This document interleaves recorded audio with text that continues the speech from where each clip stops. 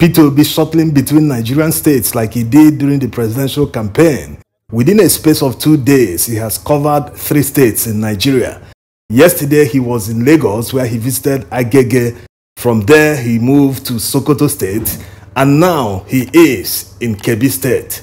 This is in continuation of his thank you tour. No candidate in the past presidential election is doing the same thing.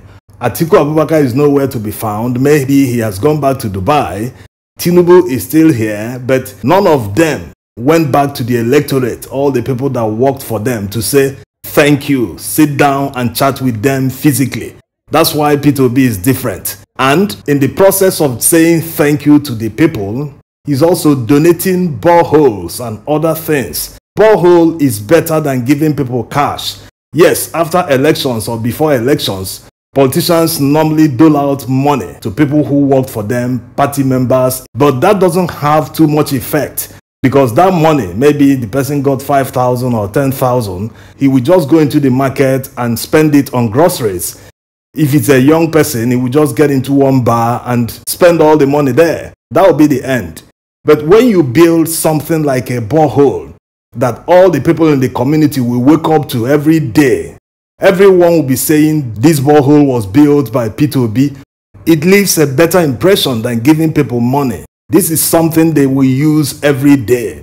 Man can't do without water. So they will keep talking about P2B till at least the borehole lasts. Yes, that's a better way to affect the lives of the people than just throwing money around. Unlike other candidates who didn't bother to go back to the people to say thank you, it didn't work out, but we'll try again next time. Try to communicate with them in a close manner. By the way, they didn't need to go back to the people because they were paid. Most other candidates spent money. It was like business to them. They gave people money to work for them, to deliver their polling units and all that. On the other hand, P2B tried to convince people that if he gets there, that things will definitely change. And people trusted him for that, just by his words. They didn't feel that this man was just politicking. He was just campaigning like other politicians. They trusted him because of his antecedents, the way he governed Anambra State. So that's the difference between P2B and other politicians. He is a great mobilizer. He has started mobilizing.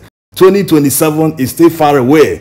But this lasting impression that he's creating right now, constructing boreholes in many communities where people don't have water, will definitely leave a lasting impression of him in people's minds in these communities.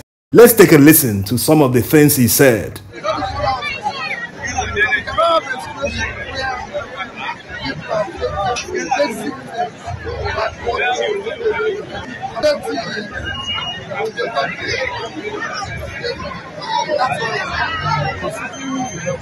Over here, just to be able to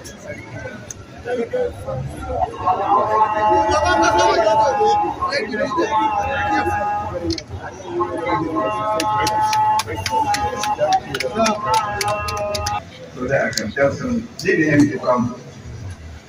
We are waiting. So His Excellency is not a new name to me. Just when we are talking here, I remind him my past station of work was Enugu. He asked when. I told him 1966. I told him who was the battalion commander then. This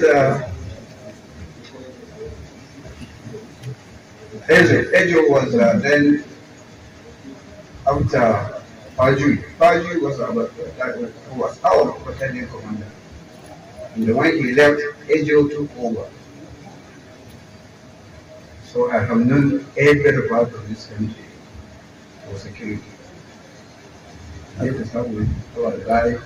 We sit down together with several times to discuss. So I'm just surprised when he decided now to go around the country and tell us what our country and what we should do to make it a better country.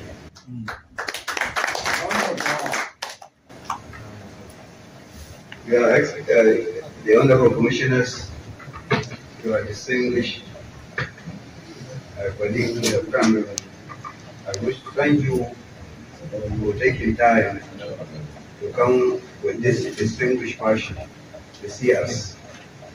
And they will have what you think about our country, and that we should take note of it. The leaders should take note of what we are, what this our country has to make us prosperous. That's what he is telling us. We have planned large of it. I have young men who are strong enough, who are educated enough to make this country a better place. Taking this advice, Nigeria will be great. It is greater